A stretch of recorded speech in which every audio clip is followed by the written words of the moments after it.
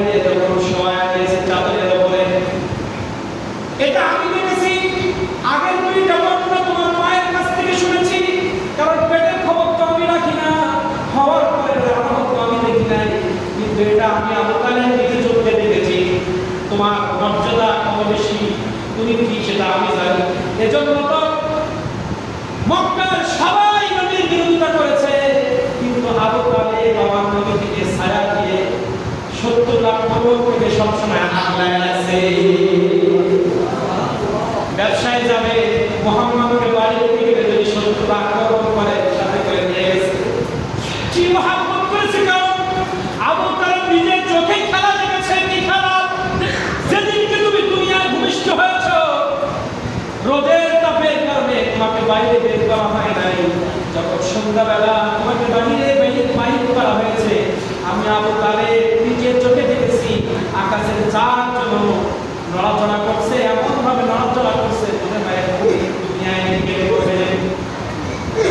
তুমি বসা ছিলেন, শোয়া ছিলেন, তুমি মুস্কি হাসতেছিলে এবং হাত এভাবে নাড়াচ্ছিলে, মুস্কি হাসতে দিচ্ছে আসমানের দিকে তাকিয়ে তুমি হাতকে এভাবে ইশারা করছিলে। তোমার হাতের ইশারার সাথে চাঁদ দোল খাচ্ছিল, আমি আবু তালেব নিজে দেখেছি। এবং চাঁদ আসমান থেকে আস্তে আস্তে তোমার কাছাকাছি আসতে চায়। এই দৃশ্য থেকে আমি আবু তালেব ভয় পেয়ে গিয়েছিলাম, এই চাঁদ এসে আমাদেরকে ধ্বংস করে দেয় কিনা। কিন্তু তোমার অনেক কাছে এসে তোমাকে আহলান সাহলান মারহাবা বলে আবার আসমানে চলে গিয়েছে। আমি তো পজিশন নিজে দেখেছি, তোমার পজিশন কি ছিল। আমার নবীর মুহাম্মদ শুধু চাঁদ করেছে তাই নয়, আমার নবীর মুহাম্মদ শুধু চাঁদ করেছে তাই নয়, নবী মুহাম্মদুর রাসূলুল্লাহ একটি গজল, একটি নাচ শরীফ থেকে পড়েছিলাম। উস্তরে হাক্কানা একটি খেজুর গাছের নাম, যে খেজুর গাছটি ধরে আমার নবীজি খুতবা দিতেন। বুখারী শরীফের মধ্যে আসছে, লম্বা হাদিস বুখারী শরীফের মধ্যে আসছে। হঠাৎ করে আমার নবীজির জন্য নতুন করে যখন মেম্বার তৈরি করা হয়েছে, আমার নবীজির খুতবার জন্য নতুন মেম্বার যখন তৈরি করা হয়েছে, উস্তরে হাক্কানা একটি খেজুর গাছ, জীবিত না মরা, যে খেজুর গাছটি ধরে আমার নবীজি খুতবা দিতেন, খেজুর গাছ বছরে কান্না শুরু করেছে। এখন আমার নবীজি আর আমাকে ব্যবহার করবে না। আব্দুল্লাহ ইবনে আব্বাস আমার নবীজির চাচা যান হাদিসে মুবারকে বর্ণনা করেছেন। আব্দুল্লাহ ইবনে আব্বাস রাদিয়াল্লাহু আনহু আমি নিজের চোখে দেখেছি, যেদিনকে আমার নবীর জন্য মসজিদে নববীর মধ্যে নতুন মিম্বার তৈরি করা হয়েছে, সেদিন খেজুর গাছ বছরে কান্না শুরু করে দিয়েছে।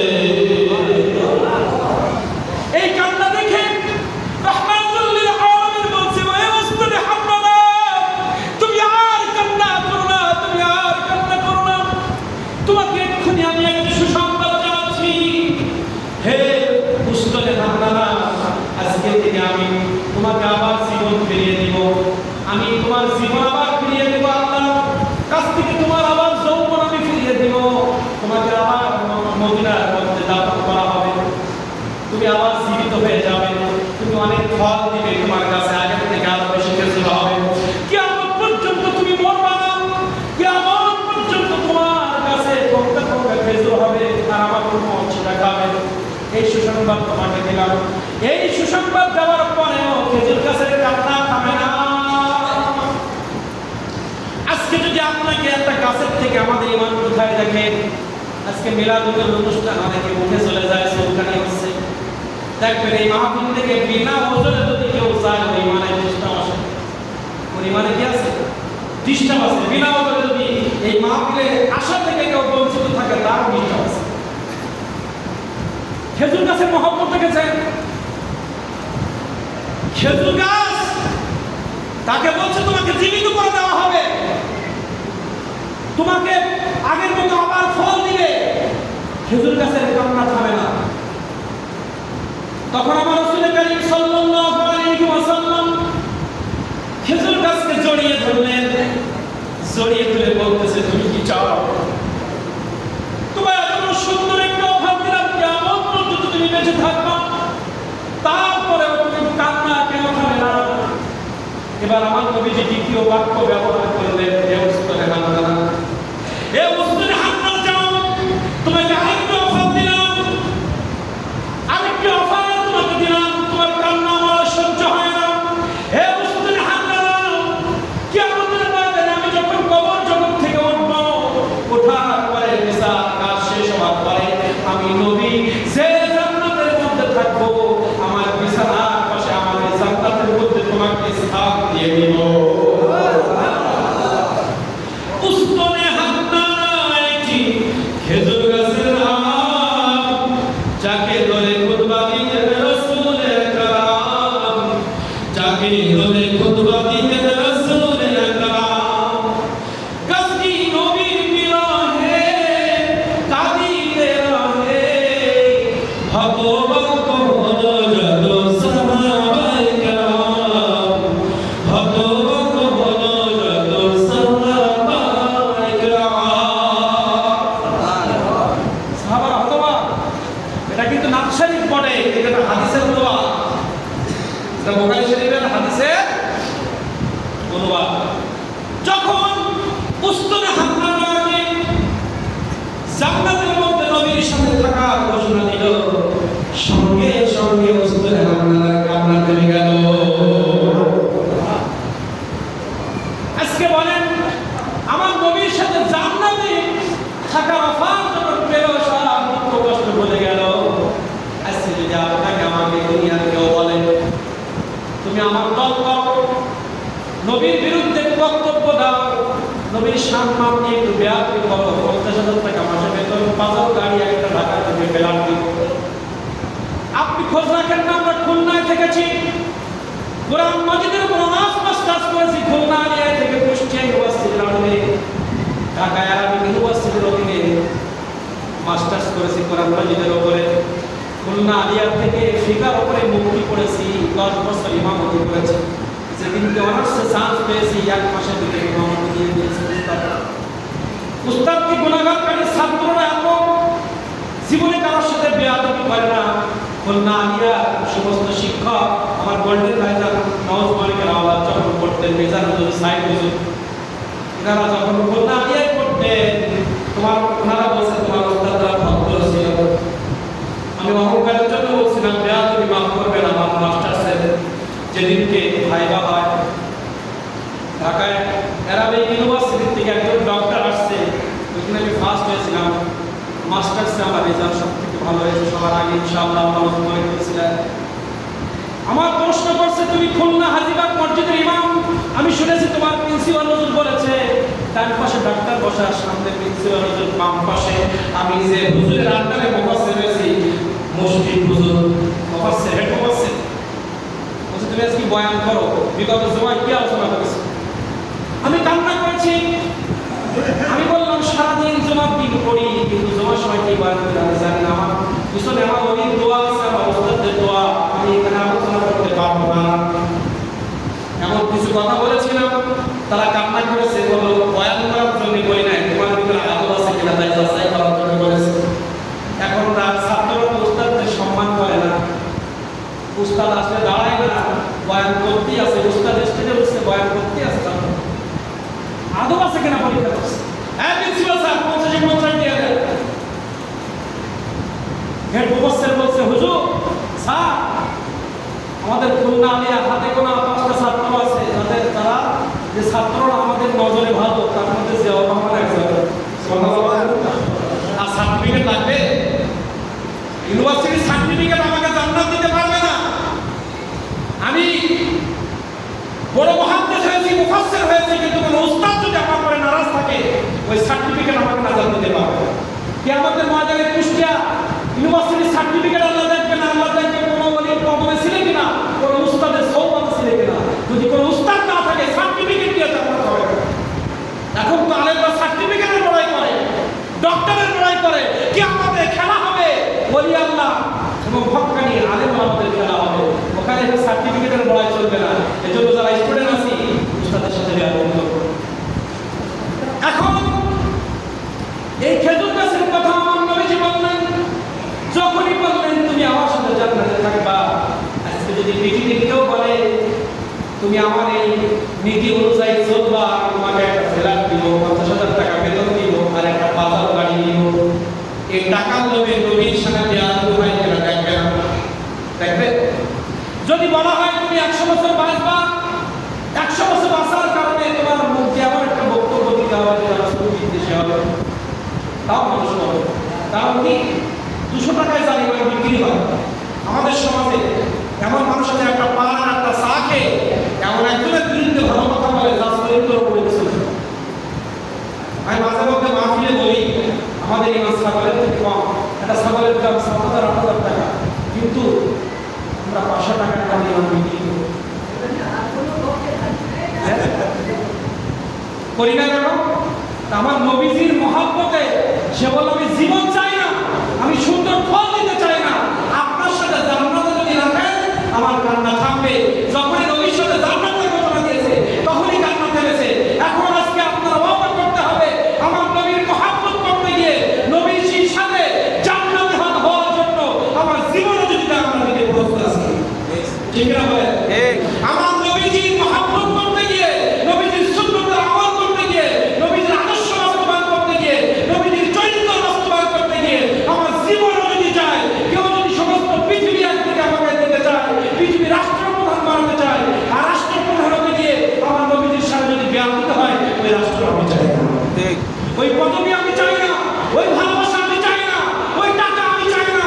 যে টাকার মধ্যে আমার নবীজির সাথে বেয়াদবি আছে, যে ব্যবসার মধ্যে আমার নবীজির সাথে বেয়াদবি আছে, ওই ব্যবসা ওই প্রতিষ্ঠান আমি চাই না। আমি একটা হাদিস পড়েছি, লা ইউমিনু আহাদুকুম, আমার আল্লাহ রাসূল বলেছে, তুমি বড় মুফাসসির হয়েছো, রাসূলের মহব্বত নাই, লা ইউমিনু ঈমান নাই। তুমি বড় বক্তা, তুমি অনেক বড় বক্তা, কিন্তু নবীর প্রতি যদি তোমার মহব্বত না থাকে, লা ইউমিনু, তোমার অনেক টাকা আছে, নবীর মহব্বত না থাকলে লা ইউমিনু, তোমার ঈমান নাই। কারণ এই হাদিসের মধ্যে ব্যবসার কথা বলা আছে, চাকরির কথা বলা আছে, সন্তানের কথা বলা আছে, মায়ের কথা বলা আছে, বাবার কথা বলা আছে, প্রতিবেশীর কথা বলা আছে, সমগ্র বিশ্বের সব মানুষের কথা বলা আছে। সবার থেকে আমার নবীর মহব্বত যদি তুমি বেশি না করো, লা ইউমিনু, তোমার কোনো ঈমান নাই। কি বলেন?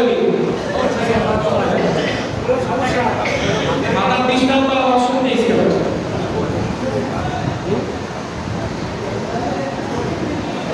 তাহলে আমার রাসূলের মহব্বত সবার আগে, কারণ আমার রাসূলের মহব্বত করেছেন চন্দ্র, সূর্য, পানি, আগুন, বাতাস, পৃথিবীতে যা কিছু সৃষ্টি হয়েছে সবাই আমার নবীকে মহব্বত করেছে জীবন বাজি রেখে। সাহাবায়ে কেরাম জীবন বাজি রেখে মহব্বত করে তো জান্নাতে হয়েছে। আমার রাসূলের মহব্বতে সাহাবীরা এখন নামাজ কাজা করেছে, কিন্তু আমার ফজরে আমরা মসজিদে মুসল্লি পাওয়া যায় না, কিন্তু নামাজ ছেড়ে দিয়ে রাসূলের মহব্বত করেছে কোন সাহাবী জান্নাতে হয় নাই। কোন সাহাবী হারামে স্পর্শ করে রাসূলের মহব্বতে জান্নাতি হয় নাই, হারাম ছেড়ে তারপর রাসূলের মহব্বত করে জান্নাতি হয়েছে। শরীয়ত মেনে, আল্লাহ মেনে তারপর রাসূলের মহব্বত করে জান্নাতি হয়েছে। শুধু মহব্বত দিয়ে জান্নাত হয় নাই, মহব্বত যারা একবার করেছে তারা জীবনের সব কিছু ছেড়ে দিয়ে রাসূলের কদম মেনে চলেছে। আমার আল্লাহ রাব্বুল আলামিন ঘোষণা দিয়েছেন, কুল ইন কুনতুম তুহিব্বুনাল্লাহ ফাত্তাবিউনি ইউহিব্বুকুমুল্লাহ। হে বান্দা, আমি তোমাকে বড় মহব্বত করে সৃষ্টি করেছি। হে পৃথিবীর মানুষ, আমি তোমাকে বড় মহব্বত করে সৃষ্টি করেছি। এখন আমার মহব্বত যদি তুমি চাও, আমার নবীর মহব্বত করো। তুমি, আমি আল্লাহ, আমি তোমাকে বড় আদর করে ভালোবেসে মহব্বত করে সৃষ্টি করেছি। এখন আমার এই আদর, আমার এই ভালোবাসা যদি তুমি স্থায়ীভাবে পেতে চাও, আমার নবীর মহব্বত ছাড়া আমি তোমাকে ভালোবাসবো না। কুল, হে নবী আপনি বলেন, ইন যদি, কুল হে নবী আপনি বলেন, ইন যদি কুনতুম তারা চাই, তুহিব্বুনাল্লাহ, আমি আল্লাহ পৃথিবীর মানুষকে ভালোবাসি, এটা যদি তারা চায়, ফাত্তাবিউনি, তারা যেন আপনি নবী আপনাকে মহব্বত করে, আপনার সুন্নতের ইত্তেবা করে। আপনি নবী, আপনার ইত্তেবার মধ্যে আমার ভালোবাসা, আপনার মহব্বতের মধ্যে আমার ভালোবাসা। আপনাকে মহব্বত না করলে আমি আল্লাহ তাকে মহব্বত করব। আল্লাহ ঘোষণা দিয়েছেন, আমি আল্লাহ তোমাদেরকে মহব্বত করে সৃষ্টি করেছি। ওই মহব্বতটা দুনিয়ার হায়াতে যদি তোমরা পেতে চাও, ভালো করে বুঝবে, আল্লাহ বলেছেন আমি মহব্বত করে তোমাকে সৃষ্টি করেছি। ওই মহব্বতটা আসমান থেকে দুনিয়ার জীবন দশায় তোমরা যদি উপভোগ করতে চাও, আমার ভালোবাসা, আমার প্রেম, আমার মহব্বত তুমি যদি উপভোগ করতে চাও, আমার নবীর কদমে যাও, আমার নবীকে ভালোবাসো, আমার নবীর সুন্নতের ইত্তেবা করো। ইউহিব্বুকুমুল্লাহ, যেদিন থেকে, যে মুহূর্ত থেকে আমার নবীর ইত্তেবা শুরু করবে, ওই মুহূর্ত থেকে আমি আল্লাহ ভালোবাসা শুরু করে দেব।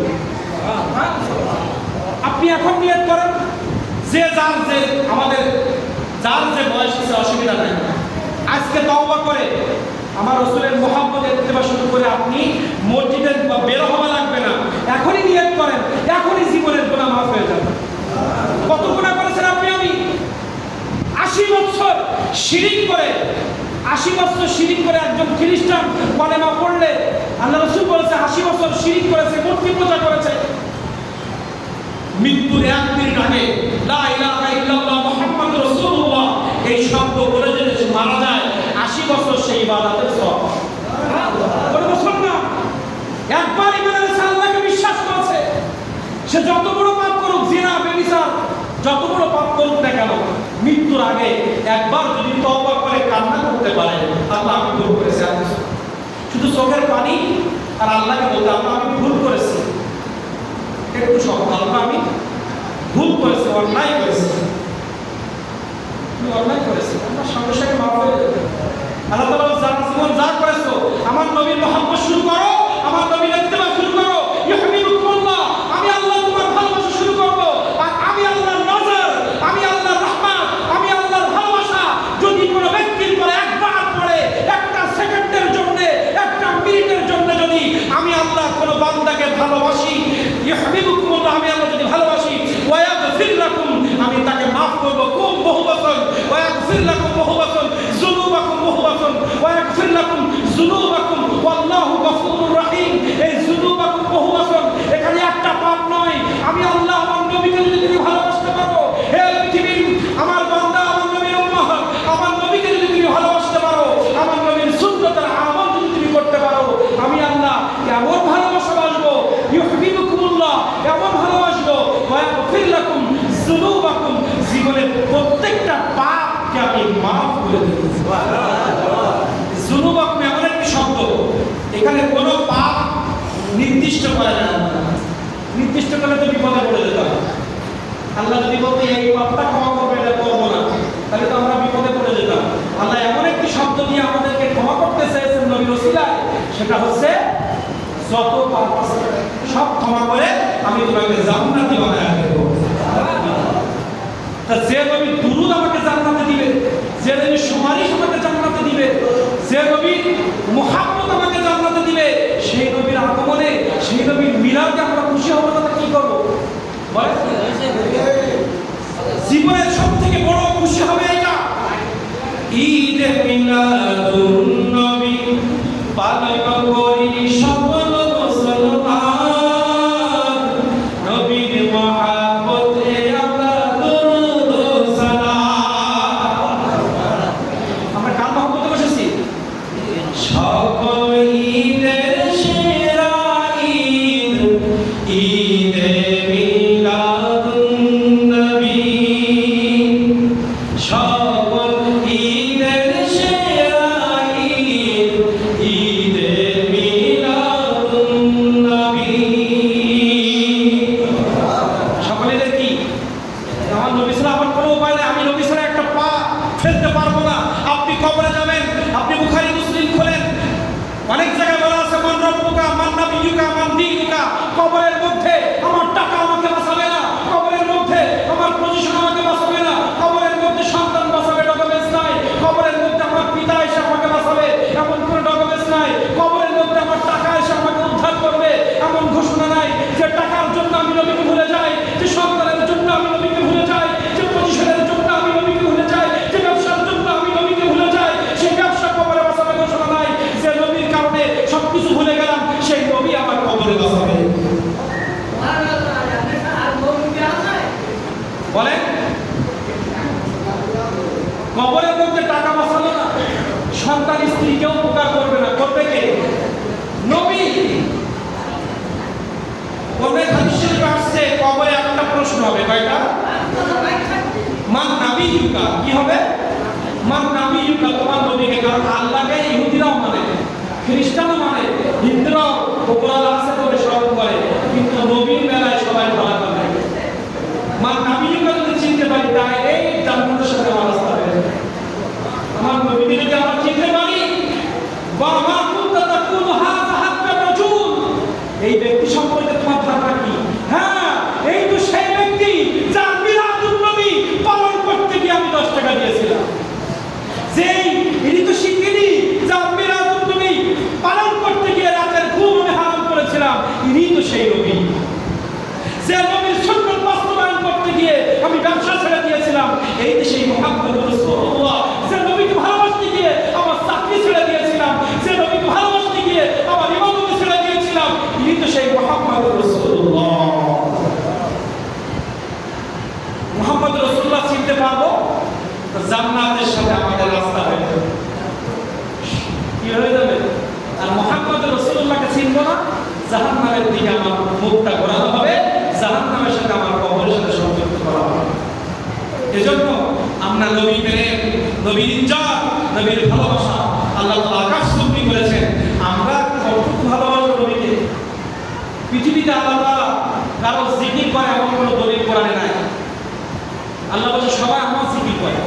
খেয়াল করে শুনবেন, আল্লাহ রাব্বুল আলামিন বলছেন পৃথিবীতে যা কিছু আছে, গাছপালা, পশু পাখি, মানুষ, জিন, পৃথিবীর মধ্যে চন্দ্র, সূর্য, সূর্য যখন ডুবে যায় ওঠার আগে আমার কদমে সিজদা করে আল্লাহ আমি আর উঠবো কিনা।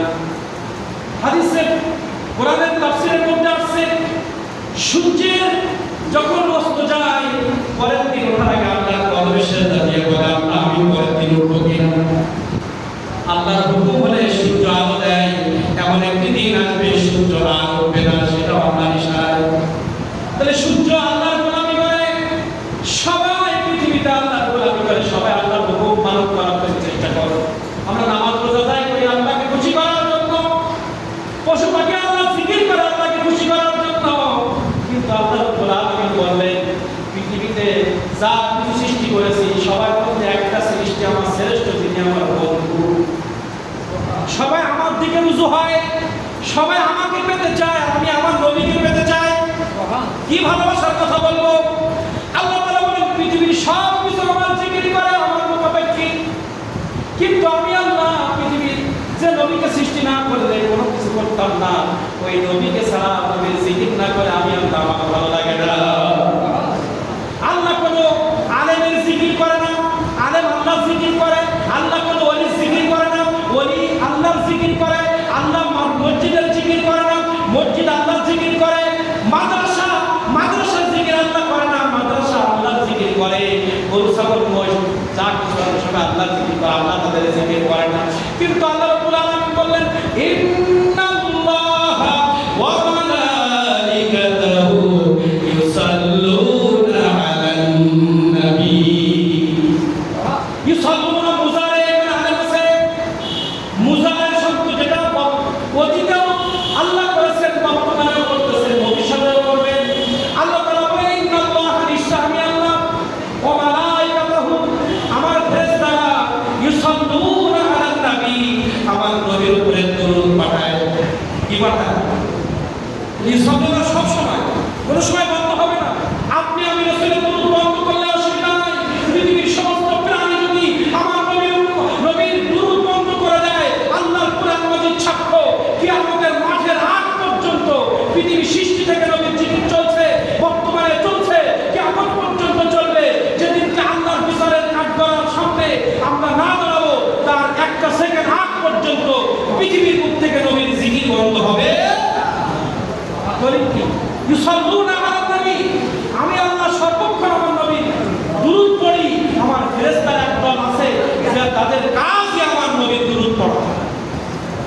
ইয়া আইয়ুহাল্লাযীনা আমানু, হে ঈমানদারগণ, তোমরা সাল্লু, তোমরা আমার নবীর উপরে দুরূদ পড়ো। আরে নবীর জিকির কে করে? আমরা জিকির করব না করে বসে আছে? আল্লাহ 24 ঘন্টা আল্লাহ বছরে একবার তাও এখান থেকে পালাচ্ছে, যে কথা বলে সে কথা বলে।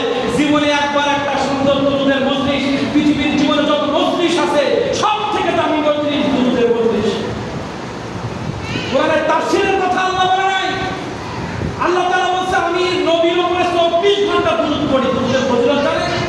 একবার দুরূদ যদি কেউ মহব্বতে পড়ে 10টা রহমত আল্লাহ নাযিল হয়, 10টা গুনাহ মাফ হয়, 10টা মর্যাদা আল্লাহ তাকে বাড়ায় দেয়। একবার মহব্বতে আমার রাসূলের উপরে সে দুরূদে মুবারাকা পড়বে, আমার আল্লাহর ঘোষণা 10টা গুনাহ তাৎক্ষণিক মাফ করব, 10টা রহমতের দৃষ্টিতে আমি সেই বান্দার উপরে তাকাবো। শুধু তাই নয়, তার জীবন দশায় 10টা মর্যাদা আমি তার জীবন দশায় দিয়ে দেব। দুরূদের দাম কত? সেই দুরূদের মজলিসে আমরা বসেছি। যে দুরূদ যদি আল্লাহকে খুশি করতে পারি, এই দুরূদ যদি আমার নবীকে খুশি করতে পারি, আমার জীবন সোনায় সবটা হয়ে যাবে। যে মহব্বত সমগ্র কুল কায়নাত করেছে। আল্লাহ রাব্বুল আলামিন বললেন যে আয়াতে কালিমা পড়েছি, তাফসীর করে আমরা শেষ করব। লাকাদ মান্নাল্লাহু আলাল মুমিনিন। আমার আল্লাহ যদি সামনের দিকে যেতে যায় অনেক রাত হয়ে যাবে, একটু দলিল ভিত্তিক কথা বলবো। আল্লাহ রাব্বুল আলামিন বলেন লাকাদ মান্নাল্লাহু আলাল মুমিনিন। আমি আল্লাহ মুমিনকে অনুগ্রহ করেছি, দয়া করেছি। খেয়াল করবেন, আমি মুমিনদের উপরে দয়া করেছি। আল্লাহ সূর্যের আলো দিয়ে কোরআন মাজিদে ঘোষণা দেয় নাই পৃথিবীর মানুষ আমি তোমাদের উপরে দয়া করেছি। খুব গবেষণামূলক কথা, কিন্তু এই কথাগুলো খেয়াল করবেন, জীবনের উপকার হবে।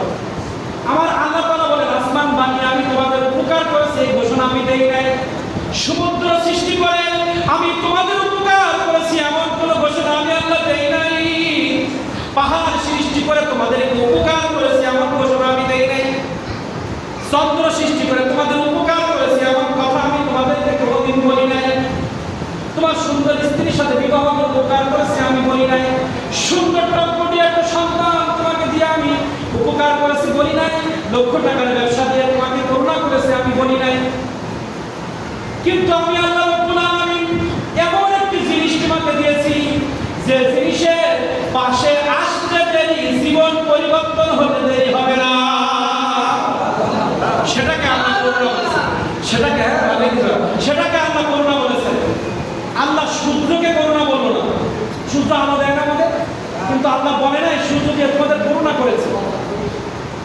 পাহাড়ে পৃথিবীকে পেরেক মেরে পৃথিবীর ভারসাম্য বজায় রাখছে, কিন্তু আল্লাহ বলে নাই পাহাড় দিয়ে আমি তোমাদের অনেক উপকার করেছি। কারণ কি জানেন? টাকা দিয়ে তোমার অনেক ধন সম্পদ, 100 বিঘা জমি তুমি কিনেছো, আমি তোমাকে উপকার করেছি বলে নাই। কারণ ওই টাকা ভিতরে যদি ভেজাল থাকে, ওই টাকার ভিতরে যদি ভেজাল থাকে, আল্লাহ বেরাজ হবে। আল্লাহ বেরাজ হলে জাহান্নাম আছে। কিন্তু টাকা দিয়ে উপকার হয় না। আমার আল্লাহ বলেছেন টাকা দিয়ে উপকার করেনি, কিন্তু এমন একজন নবী তোমাদেরকে দিয়েছি, যে নবীকে দিয়ে আমি তোমাদের বড় উপকার করেছি। টাকার পিছনে ছুটলে জান্নাত হবে না, ক্ষমতার পিছনে ছুটলে জান্নাত হবে না, ব্যবসার পিছনে ছুটলে জান্নাত হবে না।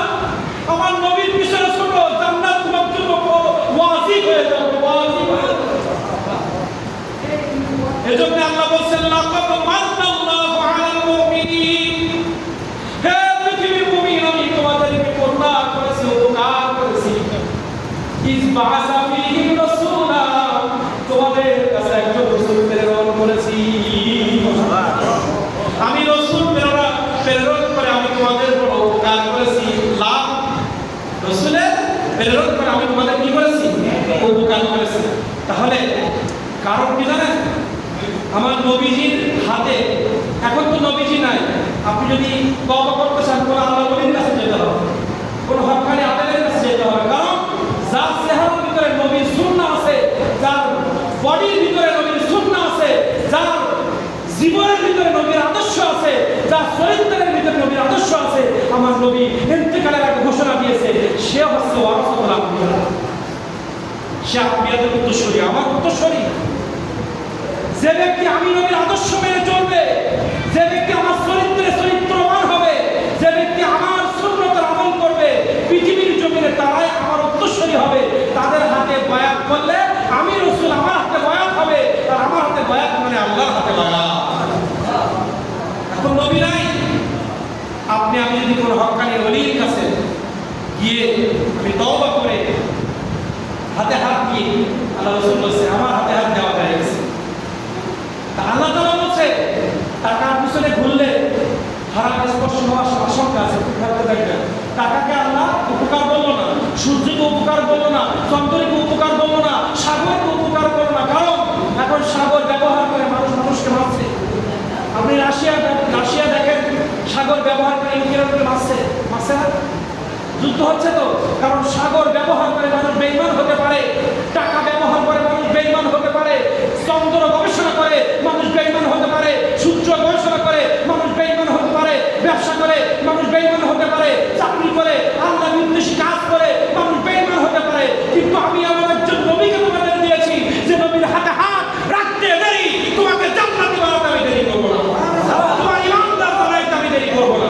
আমার নবীর হাতে হাত, তুমি জান্নাতি, তুমি সব থেকে দামি জিনিস তুমি গ্রহণ করেছো, জান্নাত নামক নিয়ামত তুমি কিনে ফেলেছো। কারণ নবীর হাতে হাত দিলে মিথ্যা বলা যাবে না, নবীর হাতে হাত দিলে ঘুষ খাওয়া যাবে না। আল্লাহর ওলির হাত মানে নবীর হাত। তাই বলছি, আপনি নবীকে পেয়ে যদি খুশি হন, আপনি নবীর হাতে যদি হাত দেন, পিতামাতাকে কষ্ট দিতে পারবেন না, কারণ পিতামাতাকে কষ্ট দিলে জাহান্নাম আছে না? বলেন, একটু খেয়াল করেন, তোমার বাবা মা দিয়ে আমি তোমার উপকার করেছে, আল্লাহ এর কথা কেন বললেন না? কারণ মানুষ বাবা মা পেয়ে কেউ জাহান্নামে যায়, কেউ জান্নাতে যায়। বাবা মার খেদমত যদি কেউ করে সে জান্নাতে যাবে, বাবা মাকে কষ্ট দিলে সে জাহান্নামে যাবে। এজন্য বাবা মা দিয়ে আমি তোমাকে দয়া করেছি বলি নাই। টাকা দিয়ে কেন? আপনি তো ঘুষ খেয়ে টাকা উপার্জন করতে পারেন, ঘুষ খাইলে জাহান্নাম, হালাল পথে উপার্জন করলে জান্নাত। ব্যবসায় ভেজাল দিলে জাহান্নাম, ভেজাল না দিলে জান্নাত। স্ত্রীকে পর্দার মধ্যে রাখলে স্ত্রী সহ আপনি জান্নাতে যাবেন, স্ত্রীকে বেপর্দায় রাখলে আপনিও জাহান্নামী, স্ত্রীও জাহান্নামী। বলে এখন এজন্য দুনিয়ার কোন সম্পদের সাথে আমার রাসূলকে আমরা মেলাইনি, কোনো কিছু দিয়ে আমি দয়া করেছি এটা বলে নাই, কিন্তু নবীকে দিয়ে দয়া করেছে। এজন্য বলেছে আমার নবীর হাতে হাত দেওয়া মানে তুমি জান্নাতে হয়ে যাবে। কেমন? ওমর ফারুক রাদিয়াল্লাহু তাআলা ইসলাম গ্রহণ করেন নাই, এর আগে মত দিলেন না? এর আগে মানুষ হত্যা করেছে না? করেছে কিনা? দুনিয়ার বহু রাজত্ব করেছে ওমর রাদিয়াল্লাহু তাআলা, কিন্তু দুনিয়ার কোনো কিছুই তাকে জান্নাতি বানাইতে পারে নাই। যখনই নবীর কাছে বয়াত গ্রহণ করেছে তখনই জান্নাতি হয়েছে। কারণ নবীর বয়াত গ্রহণ মানে আর মানুষ হত্যা করা যাবে না, নবীর বয়াত গ্রহণ মানে আর মদ খাওয়া যাবে না, নবীর বয়াত গ্রহণ মানে জিনা করা যাবে না, সুদ খাওয়া যাবে না, ঘুষ খাওয়া যাবে না, পিতামাতার কষ্ট দেওয়া যাবে না, স্ত্রীকে কষ্ট দেওয়া যাবে না, প্রতিবেশীকে কষ্ট দেওয়া যাবে না। বলেন, এজন্য নবীকে দিয়ে আমরা অনুগ্রহ করেছে। নবী বাদে আর সব কিছুর ভিতরে ভেজাল আছে, কিন্তু আমার রাহমাতুল লিল আলামিনের চুল থেকে শুরু করে মাথা থেকে শুরু করে পা পর্যন্ত সব জান্নাত দিয়ে ভরা, সুবহানাল্লাহ, নূর দিয়ে ভরা, রহমত দিয়ে ভরা। নবীর চরিত্রের ভিতরে রহমত, নবীর আদর্শের ভিতরে রহমত, নবীর চেহারার ভিতরে রহমত, নবীর চুলের ভিতরে রহমত, নবীর চোখে রহমত, নবীর মুখে রহমত, নবীর দাড়িতে রহমত, নবীর চরিত্রের মধ্যে রহমত, নবীর আদর্শের ভিতরে রহমত। নবীর আদর্শ বাদে পৃথিবীতে যত আদর্শ আছে সব ভেজাল। ঠিক। নারায়ে তাকবীর, নারায়ে তাকবীর, নারায়ে রিসালাত, নারায়ে রিসালাত। ঈদ মিলাদুন নবী, পবিত্র ঈদ মিলাদুন নবী, মাওলানা মোহাম্মদ জিয়াউর রহমান সাহেব। এখন আমি তো কোরআন হাদিসের কথা বললাম, আপনি একটু বাস্তবে মেলান তো। আপনি নবীর সুন্নাত বাদে, নবীর তরিকা বাদে আপনি চললে ভুল হওয়ার সংখ্যা আছে না? কারণ আমার নবীকে আল্লাহ তাআলা আমাদেরকে দিয়ে উপকার করেছে। এই কথা তাৎপর্য কি? আমার নবীকে উত্তম চরিত্র দিয়ে, উত্তম আদর্শ দিয়ে, জান্নাতের উপযুক্ত করে আমি দুনিয়ায় প্যাকেজ হিসাবে প্রেরণ করেছি। যে নবীর ছোঁয়া তার শরীরে লাগাবে সে জান্নাতি হয়ে যাবে। কিন্তু টাকার ছোঁয়ার মধ্যে শয়তানি আছে। দুনিয়া নবীর আদর্শের বাইরে শয়তানি আছে না? নবীর আদর্শে গান বাজনা আছে। তাহলে আপনার সন্তানের বিবাহের অনুষ্ঠানে যদি আপনি নবীর তরিকায় দেন, গান বাজনা দিতে পারবেন? তাহলে নবী আপনাকে বাঁচাই দেব জাহান্নামের কাছ থেকে। আপনি যখন নবীর আদর্শ বা পারবেন, মুখে আর বেলে দিতে পারবেন? তাহলে আপনার মুখটাকে জান্নাতি মুখ বানায় দিল কি আমার নবীর আদর্শ? বলেন। আমরা যে কাপড় পরি, এই যে টাকনুর নিচে আমরা কাপড় পরি, আল্লাহ রাসূল বলেছেন কাপড় টাকনুর নিচে যে পড়ে সে অহংকারী, সে জান্নাত পাবে না। আর এখন বিজ্ঞান বলছে টাকনুর নিচে কাপড় পরে যৌবন থাকবে। কিন্তু আমার এই বিজ্ঞানী তথ্য দিয়েছেন 1500 বছর আগে, আজকে 1500 বছর পরে সে বিজ্ঞান বলছে নবীজি সেই কথাটাই তো বিজ্ঞান। আমার নবীজি বলেছে ঈশার নামাজের আগে খানা খাও, 9টার মধ্যে ঘুমায়া যাও। আজকে বিজ্ঞান বলছে বেশি রাত করে ঘুমালে স্মৃতিশক্তি লোপ পাবে, দৃষ্টিশক্তি লোপ পাবে, তোমার আয়ু কমতে থাকবে। কিন্তু সকাল সকাল ঘুমাতে বলেছেন কে? ডাক্তার না আমার নবী? আমার নবীজি যখন বলেছিলেন তখন ডাক্তার ছিল, কিন্তু ডাক্তার গবেষণা করে যে কথা বলছে সেটা আরো আগে আমার নবীজি বলে গিয়েছে। আমার নবীজির হাদিস গবেষণা করে আজকে ডাক্তার হচ্ছে, ইঞ্জিনিয়ার হচ্ছে, বৈজ্ঞানিক হচ্ছে। সব বৈজ্ঞানিকের বৈজ্ঞানিক আমার নবী। সূরা ইয়াসিন পড়েন, আমার নবীজিকে আল্লাহ কত বড় বৈজ্ঞানিক বলেছে। আমি নবীজিকে শুধু আদর্শ মানে কি বৈজ্ঞানিকভাবে দুনিয়ায় পাঠিয়েছি। নবীজির প্রত্যেকটা 23 বছর 63 বছরের জীবনের প্রত্যেকটা সময় হচ্ছে বিজ্ঞানসম্মত সময়। নবীজির প্রত্যেকটা আদর্শ বিজ্ঞানসম্মত আদর্শ, নবীজির চরিত্র বিজ্ঞানসম্মত চরিত্র, নবীজির প্রত্যেকটা চরিত্র গবেষণা করে এখন ডাক্তার বিজ্ঞানরা বলছে এইভাবে চলেন, মেসক করেন, সবসময় মুচকি হাসেন, ভালো থাকবে। আমরা তো মানুষকে দেখলে রাগ করি, কিন্তু রাসূল বলেছেন তুমি যদি মুচকি হাসি দিতে পারো তোমার পেরেশানি 99 ভাগ দূর হয়ে যাবে। মুচকি হাসির এত ফজিলত, শুধু একটু মানুষের সাথে দেখা হলে মুচকি হাসি দিয়ে আসসালামু আলাইকুম দেবেন, পেট ভরে ভাত দেওয়া লাগবে না, ও আজীবন আপনার জন্য দোয়া করবে।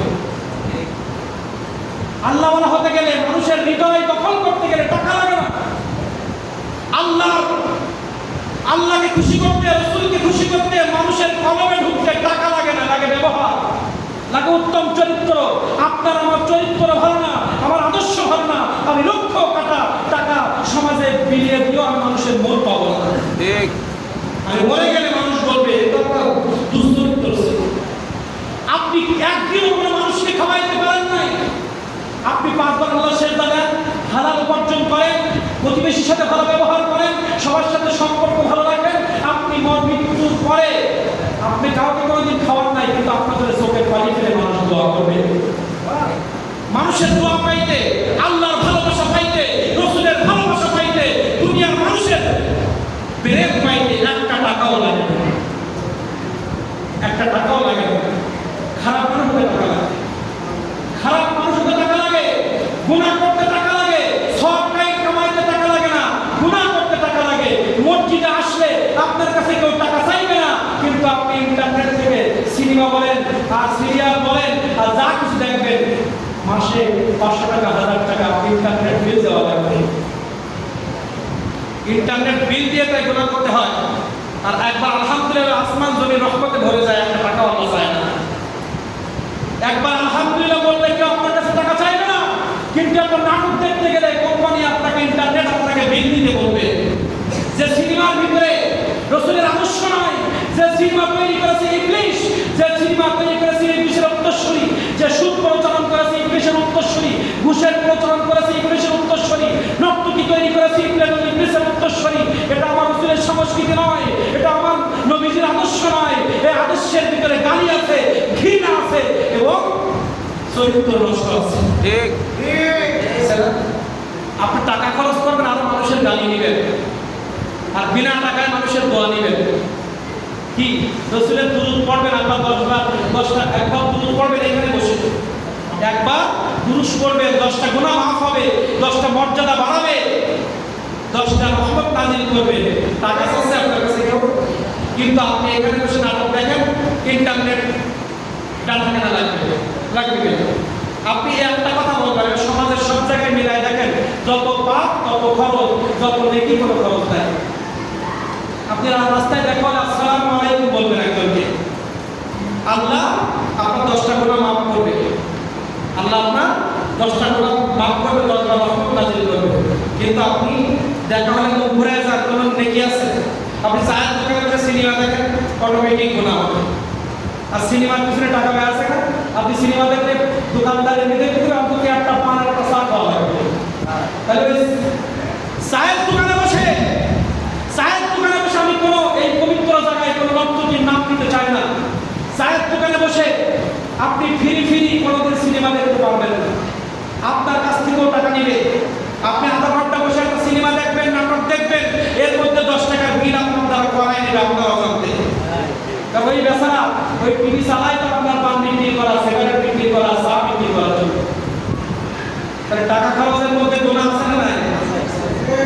কিন্তু আপনি হাটের চলেন কোনো টাকা লাগবে না, সুবহানাল্লাহ আলহামদুলিল্লাহ সুবহানাল্লাহ আলহামদুলিল্লাহ আল্লাহুম্মা সাল্লি আলা সাইয়্যিদিনা মুহাম্মদ, নেকি হতেই আছে বলেন সুবহানাল্লাহ। কোনো টাকা লাগে? কেন দোকানে বসবো আমরা যেখানে টিভি চলে, কেন টাকা খরচ করে গুনাহ কামাই করবো?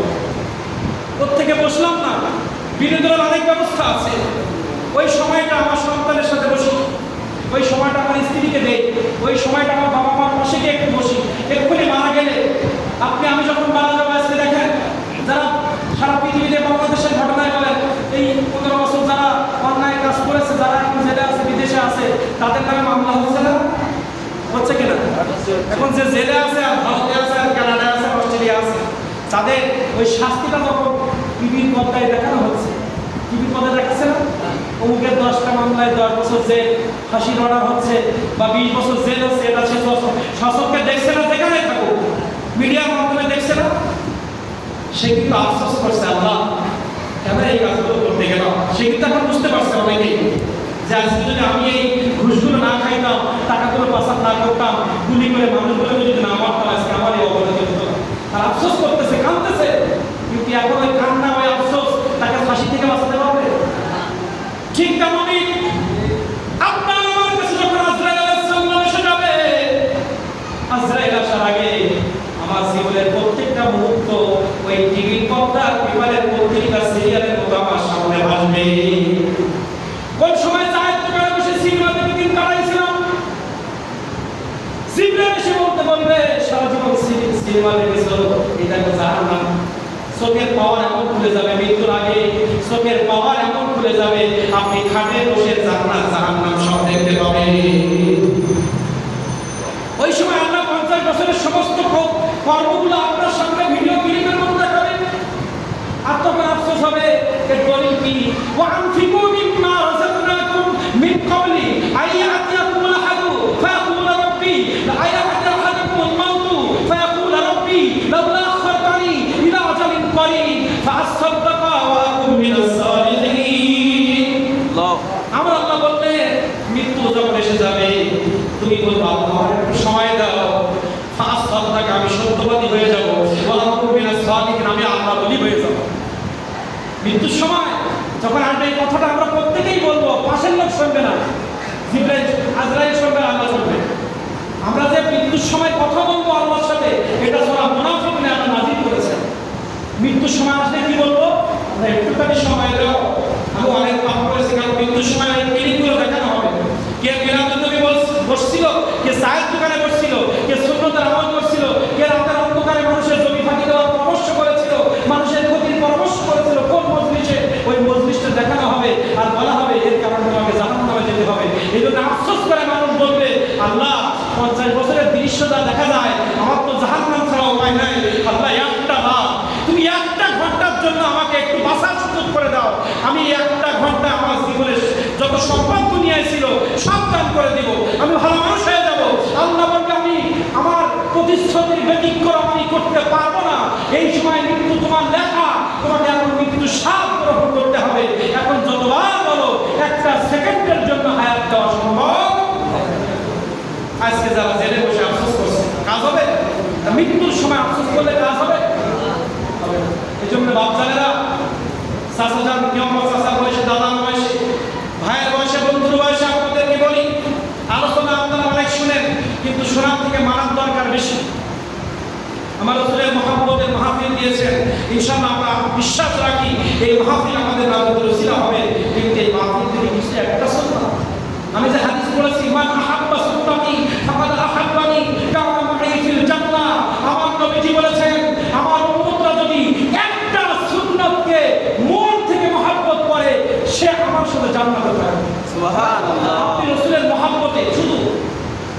প্রতিবেশী ভালো বলবে এজন্য না, ব্যয় সাহেব ভালো বলবে এজন্য না, মুসল্লি একরাম ভালো বলবে এজন্য না, আমার আল্লাহ খুশি হবে, আমার রসুল খুশি হবে, এই নিয়ত করে দাড়িটা রেখে দেন বাবা। একটা দাড়ি যদি রসুলের মহব্বতে রাখতে পারেন, এই হাদিসের অর্থ হচ্ছে মান আহাব্বা সুন্নতি, আমার মহব্বতে যে ব্যক্তি আমার সুন্নত মানবে, কানা মাই ফিল জান্নাহ, সেই সুন্নত পালন করনে ওয়ালা আমার সাথে জান্নাতে যাবে। সুবহানাল্লাহ। একটা সুন্নতের বদলা, একটা সুন্নাত সমগ্র বিশ্বের আগুনকে নিভিয়ে দিতে পারে, একটা সুন্নাত জীবনের সমস্ত গুনাহকে মুছে দিতে পারে, একটা সুন্নাত সমস্ত জীবনের গুনাহকে মুছে দিতে পারে। আর একটা জেনা সমগ্র 50 বছরের ক্যারিয়ারকে নষ্ট করে দিতে পারে। আমি 10 বছর ইমামতি করি, আজকে রাতে যদি কোনো জেনার রিপোর্ট আপনাদের কাছে আসে, আমার 10 বছর ইমামতি সব ভেস্তে যাবে। কিন্তু আমি একটা সুন্নতের আমল করলে কিয়ামত পর্যন্ত সম্মানের সাথে আমার চরিত্র এই জমিনে বেঁচে থাকবে। একটা সুন্নত পরে সারা জীবনের সমস্ত গুনাহকে মুছে দিয়ে আপনাকে আমাকে জান্নাতি করতে, আর একটা জিনা পরে সমস্ত জীবনের ভালো কাজকে নষ্ট করে দেবে। ঠিক। একটা মিথ্যা আপনার আমার জীবনকে নষ্ট করে দিতে পারে, একটা সত্য আপনার আমার জীবনকে সোনায় শাহাদাত করে দিতে পারে। আপনি কোরআনের পক্ষে, রাসূলের পক্ষে, আপনার প্রতিবেশীর পক্ষে, যে মাজলুম সমাজে, যে ব্যক্তিটা মাজলুম, যে ব্যক্তিটা অসহায়, তার পাশে গিয়ে তার পক্ষে আপনি একটা সত্য কথা বলে দেন। এই সত্য বলা সমাজে একটা সুন্নাত, এই সুন্নাতকে বাস্তবায়ন করার কারণে 50 বছরের পাপ সমাজের মানুষ ভুলে যাবে। একটা ভালো কাজ করেছে, এরকম ভালো মানুষ হয় না, এর কারণে আমার এলাকার মানুষগুলো বেঁচে গেছে, অমুক ব্যক্তি বেঁচে গেছে। আর 50 বছর ইবাদত করে একবার যদি মদ পান করি, একটা মদ অপসংস্কৃতি, শয়তানের দেওয়া মদ, এই মদের কারণে 50 বছরের সমস্ত ক্যারিয়ার নষ্ট করে দিতে পারে। রসুলের সুন্নাহ ছাড়া আমাদের সম্মান আপনি কিসের জন্য? দুনিয়াদারি আমরা করছি একটু ভালো থাকার জন্য, একটু ভালো খাওয়া, ভালো শোয়া, ভালো ভোগ দখল, এই জন্য তো আমরা সম্পদ বানাই। কিন্তু আপনি বলেন তো, এই সম্পদ আমাকে সুখ দিতে পারছে? সুখ দিতে পারে নাই। এই সম্পদ আমাকে লাঞ্ছিত করেছে। এই পৃথিবীর মাটি, এই পৃথিবীর মানুষ, এই পৃথিবীর ক্ষমতা, এই পৃথিবীর টাকা, এই পৃথিবীর ব্যবসা আমাকে, আমি যদি এই পৃথিবীর মাটি আল্লাহ দুশ্মনের কাজে ব্যবহার করি, এই পৃথিবীর সম্পদ কোরআন হাদিসের বিপক্ষে ব্যবহার করি, এই পৃথিবীর মানুষই আমাকে লাঞ্ছিত করবে, আল্লাহ পরকালে জান্নাত থেকে বঞ্চিত করবে। আপনি পৃথিবীর মাটিকে যদি ভালোভাবে ব্যবহার করেন, পৃথিবীর টাকাগুলা রাসূল আল্লাহর কদমে ব্যবহার করেন, দুনিয়া আপনাকে সম্মানিত করবে, আল্লাহ পরকালে আপনাকে জান্নাত দিয়ে দিবেন। মনে করেন সমস্ত জীবনের সবকিছু এক কলেমার মধ্যে সব বিলীন হয়ে গেছে, সব পাপ মুছে জান্নাতের সার্টিফিকেট দিয়ে কবরে ঘুমিয়ে আছে। সিদ্দিক আকবর, ওমর ফারুক, ওসমান গনি, আলী রাদিয়াল্লাহু তাআলা আমার রাসূলের প্রেম নিয়ে কবরে ঘুমিয়ে আছে, আর কিছু তাদের ছিল না। রাসূলের সাহাবীদের শুধুমাত্র ছিল প্রেম। আমার নবীকে একজন সাহাবী প্রশ্ন করছে, মাতা সাআ, হে রাসূল কখন কিয়ামত হবে? হে রাসূল কবে কিয়ামত হবে? আমার নবী বলছে, কিয়ামত বড় ভয়াবহ, কিয়ামতের দৃশ্য তোমরা কেউ সহ্য করতে পারবে না। এই কিয়ামতের দিন নাজাত পাওয়ার জন্য তুমি কি আমল গুছাইছো? সাহাবী বলছে, হে আল্লাহর রাসূল, আমার জীবনে কোনো ভালো আমল নাই, এই কিয়ামতে আমি নাজাত পাবো এমন কোনো আমল নাই। তবে হে রাসূল, আমার 10 লাখ 5 লাখ টাকা নাই, আমার 1 বিঘা জমি নাই, আমার কোনো গাড়ি সম্পদ নাই, কিন্তু হে আল্লাহর রাসূল, আমার কোনো ইবাদত নাই, আমার কোনো সম্পদ নাই। কে হে আল্লাহর রাসূল? আমার কাছে একটা সম্পদ আছে, সেটা হচ্ছে হুব্বুর রাসূল। হে রাসূল, আপনার প্রেমটা আমার কলবে আছে, আর কিছুই নাই। আমার নবী বলছে, তুমি জান্নাতি। নারায়ে তাকবীর, নারায়ে তাকবীর, নারায়ে রিসালাত, নারায়ে রিসালাত। পবিত্র ঈদ মিলাদুন নবী, পবিত্র ঈদ মিলাদুন নবী। আলোচনা ভালো লাগছে? শুনতাম, শুনবেন না, এইভাবে চলবে, সময় চলে। ভালো লাগছে না? আমার রাসূলের দুরূদ, আল্লাহর কালাম এত অদ্ভুত, কণ্ঠ লাগে না, শুনলেই ভালো লাগে। যে যেভাবে করুক এই কোরআন নূর, আমার রাসূলের কথা নূর, আমার রাসূলের কথা আলো। এই আলো মানুষের হৃদয় দখল করে, কণ্ঠ হৃদয় দখল করতে পারে না। কণ্ঠ দখল করে ক্ষণিকের সময়। এখানে যদি আমি গজল করে সুর দিয়ে কিসসা কাহিনী বলে আপনাদের চোখের পানি ফেলি, এই নূরটা থাকবে মসজিদে বের হওয়ার আগ পর্যন্ত। মসজিদে বের হবে না, থাকবে না। কিন্তু আমরা যে কথা বলছি, এই কথা যদি মানতে পারেন, এই নূরটা আপনার মৃত্যুর আগ পর্যন্ত আপনার সাথে মসজিদ থেকে বাড়ি পর্যন্ত যাবে। আল্লাহর কোরআন, রাসূলের হাদিসের নূর এমন, যেটা একবার হৃদয়ে ধারণ করলে কিয়ামত পর্যন্ত আপনার উপকার করবে।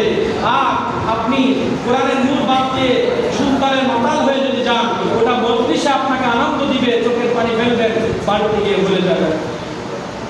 এজন্য মূলত আমি কোথাও গেলে চেষ্টা করি কিছু নসিহতমূলক কথা, কারণ এর মাধ্যমে আমার পরিবর্তন। আমার চেষ্টা করি কথা বললে আমার মনে হবে এতগুলো মানুষের সামনে এত নসিহত করা, আমার জীবনটা তো আগে পরিবর্তন করা দরকার। মান আহাব্বা সুন্নতি ফাকাদ আহাব্বানি কামা মাই ফিল জান্নাহ। আমার রাসূল ঘোষণা দিয়েছেন, একটা সুন্নত যদি তুমি চিন্তা করতে পারো সমাজে, তাহলে তুমি আমার সাথে জান্নাতে থাকবে। আমি এই হাদিস প্রথমে পড়েছিলাম, এজন্য অনুবাদ করে দিলাম। আরেকটা হাদিসের অনুবাদ হয়ে গেছে, লা ইউমিনু, পৃথিবীর সবার থেকে আমার নবীকে মহব্বত না করলে তুমি মুমিন নও। এটাও হয়ে গেল। হুব্বুর রাসূল মিনাল ঈমান, রাসূলের ভালোবাসা ঈমানের মূল। এটা আলোচনার মধ্যে বেরিয়ে এসেছে। এবং লাকাদ মান্নাল্লাহু আলাল মুমিনিন, আল্লাহ মুমিনের উপরে বড় দয়া করেছেন রাসূলকে দিয়ে। এটার ব্যাখ্যা হয়ে গেছে। পৃথিবীর কোন সম্পদ দিয়ে আল্লাহ অনুগ্রহ করেছে বলে নাই, কারণ প্রত্যেক সম্পদের ভিতরে অপসংস্কৃতি রয়েছে, শয়তান বসবাস করছে। কিন্তু আমার নবীর কাছে শয়তান আসতে পারে না।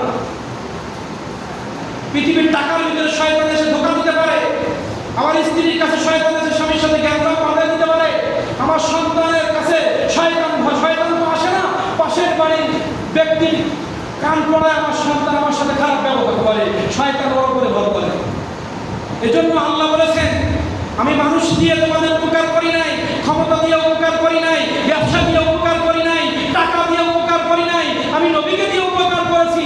কারণ টাকার মধ্যে ইবলিস হস্তক্ষেপ করতে পারে, স্ত্রীর কাছে ইবলিস হস্তক্ষেপ করে সংসার তালাক পর্যন্ত নিয়ে যেতে পারে, সন্তানের কাছে শয়তান প্রবেশ করে পিতা থেকে সন্তানকে সংসার আলাদা করে দিতে পারে, ভাইয়ের কাছে শয়তান ভয় করে ভাইয়ের সাথে ভাইকে ডিভাইডেড করে দিতে পারে, প্রতিবেশীর কাছে শয়তান ভয় করে প্রতিবেশীর সাথে প্রতিবেশীর সম্পর্ক দূরে সরে দিতে পারে, নেতার ভিতরে শয়তান ভয় করে কর্মীর থেকে নেতাকে আলাদা করতে পারে, কর্মীর কাছে শয়তান ভয় করে কর্মী নেতা থেকে আলাদা করতে পারে, মুসল্লিদের কাছে শয়তান ভয় করে ইমাম থেকে মুসল্লিকে ডিভাইডেড করে দিতে পারে, মুয়াজ্জিনের কাছে শয়তান ভয় করে ইমামের সাথে মুয়াজ্জিনের দ্বন্দ্ব বাঁধিয়ে দিতে পারে। আমি যে পয়েন্টগুলো বলছি প্রত্যেক জায়গায় দেখবেন শয়তানি আছে। অনেক মসজিদে ইমাম মুয়াজ্জিন সম্পর্ক নেই আছে, ভাইয়ের গল্প আছে না সমাজে, স্ত্রীর সাথে স্বামীর মৌলবাদীর ভাই আছে না, ভাইয়ের সাথে ভাইয়ের সম্পর্ক আছে না। কিন্তু আল্লাহ বললেন, আমি এমন একজন ব্যক্তিকে তোমাদেরকে দিয়েছি এই রবিউল আউয়াল মাসে, যে রবিউল আউয়াল মাসকে কেন্দ্র করে যে রাসূলের মহব্বত তুমি মিলাদুন নবী করেছো, এই রাসূলের পজিশন জানো, পৃথিবীর সব একদিকে, আমার নবী একদিকে। সুবহানাল্লাহ। পৃথিবী সব তুমি অর্জন করে ফেলেছো। তুমি এমন পরমাণু সৃষ্টি করেছো যে পরমাণু পৃথিবীকে ধ্বংস করতে পারে, যে বোমা বাংলাদেশকে ধ্বংস করতে পারে, ওই বোমার থেকে আমার নবী অনেক দামি। তুমি বোমা দিয়ে আমার শরীরটাকে ঝাঁঝরা করতে পারবা, তুমি বোমা দিয়ে আমার শরীরকে নিহত করতে পারবা, কিন্তু আমার শরীরের ভিতরে যে রূহ আছে এটাকে কিয়ামত পর্যন্ত কেউ মারতে পারবে না। তুমি আমার শরীরকে বোমার আঘাতে, গুলির আঘাতে ঝাঁঝরা করে দিবা, কিন্তু আমার রূহটা আল্লাহ আহলান সাহলান মারহাবা বলে আরশে আজিমের মধ্যে রাখবে, যে রূহের মধ্যে শুধু রহমতের রাহমাতুল লিল আলামিনের মহব্বত দিয়ে ভরা। সুবহানাল্লাহ। তুমি আমার শরীরকে ঝাঁঝরা করবা, কিন্তু আমার রাসূলের প্রেম তুমি কিভাবে ঝাঁঝরা করবা? প্রেম থাকে তো কলবে, কলবটাকে তুমি নষ্ট করতে পারো নাই। তুমি এই মাটির শরীরটাকে ধ্বংস করেছো, যে রূহ আমি শরীরের মধ্যে দিয়েছি এর কোনো মৃত্যু নাই, যে কলব আমি দিয়েছি এর কোনো মৃত্যু নাই। বডি ট্রান্সফার হয়, রূহ ছিল আরশে, সেখান থেকে মানুষের, সেখান থেকে কবরে যাওয়ার আবার সেখানে চলে যাবে, এই তো ট্রান্সফার। তুমি আমার শরীর ধ্বংস করে কি করবা? আমার কলমের মধ্যে আমি যে নিয়ামতটাকে ডাউনলোড করেছি সেটাকে তুমি নষ্ট করার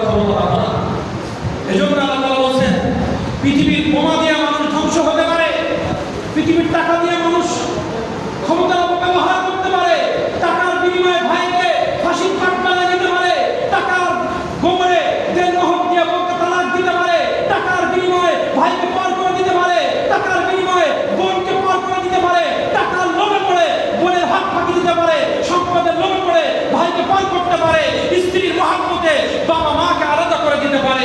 এটাই পৃথিবীর কালচার, এটাই পৃথিবীর নিয়ম। কিন্তু আমার রাসূলের মহাব্বত তোমাকে সব কিছু থেকে জান্নাতি বানায়। সুবহান। সব জায়গায় গন্ডগোল, কিন্তু আমার রাসূলের চরিত্রে কোনো গন্ডগোল নাই। কারণ রাসূলের হাতে বয়াত মানে আমার নবীজি জীবনে মিথ্যা বলে না। আপনি মিথ্যা বলতে পারবেন।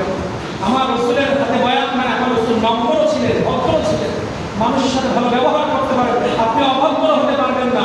রাসূলের হাতে বয়াত মানে আমার রাসূলকে দুধ মা হারিমা এক মজলিসের ভিতরে চলে আসছে, বক্তৃতা বন্ধ করে মা হারিমা মুসাদিয়াকে আহলান সাহলান মারহাবা বলে নিজের গায়ে চাদর জমিনে বিছায় দিয়ে মাকে সেখানে বসিয়েছে।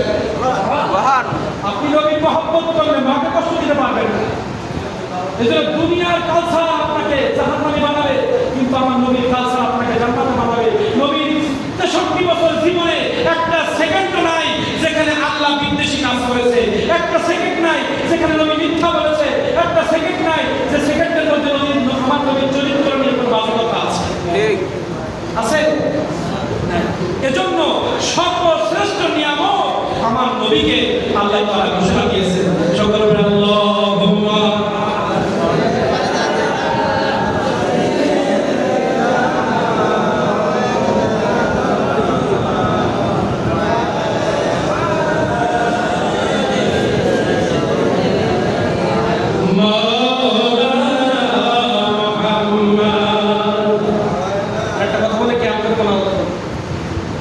আমরা এই যে মিলাদুন্নবী করছি, এটা কি খুশি হয়ে না রাগ করে?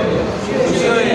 আমার নবীজি দুনিয়া আসছে, এজন্য আমরা খুশি হয়ে আল্লাহর কাছে একটু দোয়া করছি, আল্লাহ আমার নবী আসছিল, নবী না আসলে তো নামাজ পড়তে শিখতে পারতাম না, নবী না আসলে তো কোরআন পাইতাম না, নবী না আসলে তো কাবা ঘর চিনতাম না, নবী না আসলে তো যাকাত দিতে পারতাম না, নবী না আসলে কিভাবে পিতামাতার খেদমত করতে হয় এটা জানতাম না, আমার নবী না আসলে ভাইয়ের সাথে সম্পর্কের কথাগুলো কেউ আমাকে জানাতো না, নবী না আসলে কোন কাজ করলে জান্নাতে যেতে হয় এটা আমাদের কেউ শিখাইতো না, আমরা তো সবাই জাহান্নামী হয়ে যেতাম।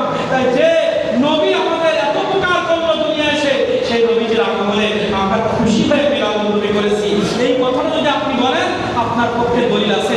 কুল বিফাদলিল্লাহি ওয়া বিরহমাতিহি ফাবিযালিকা ফালিয়াফরাহু।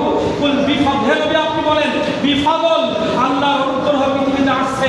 ফাদল মানে ইবনে আব্বাস সহ অনেক মুফাসসির একরাম বলেছেন কুরআন, ইসলাম এবং ইলম। ইসলাম মুসলমান হতে পেরে তুমি খুশি হও, কোরআন মাজিদ পড়তে শিখতে পেরে তুমি খুশি হও। এর উপরে আমার 1 ঘন্টা আলোচনা আছে। কেতে খুশি হব আর কেতে দুঃখ পাবো, এই আয়াতে সেটা বলা আছে। আমরা বিশেষ ক্যাডার হয়ে খুশি হই, ডাক্তার হয়ে খুশি হই, কিন্তু আল্লাহ বলছে তুমি কোরআন পড়তে শিখতে পেরেছো এর জন্য খুশি হও। কোরআন শিখতে পেরেছো, গরু জবাই করে খাওয়াও, কিন্তু সবার ডাক্তার হয়েছে গরু জবাই খাও, কিন্তু এর কথা কোথাও নেই। কিন্তু আল্লাহ তাআলা বলছে তুমি যে মুসলমান হয়েছো এজন্য শুকরিয়া করে মিলাদ দিয়ে মানুষকে খাওয়াও, তুমি যে কোরআন পেয়েছো এজন্য মিলাদ দিয়ে মানুষকে খাওয়াও। এরপরে কি বলছে, তুমি যে বড় মুফাসসির হতে পেরেছো। ওমর ফারুক রাদিয়াল্লাহু তাআলা সূরাতুল বাকারা 12 বছর গবেষণা করে যখন সূরা বাকারা সুন্দরভাবে শিখতে পেরেছে, ওমর রাদিয়াল্লাহু তাআলা সমস্ত এলাকার মানুষকে বকরি জয় করে খাওয়াছে। সুবহান। আর আমরা কি করি?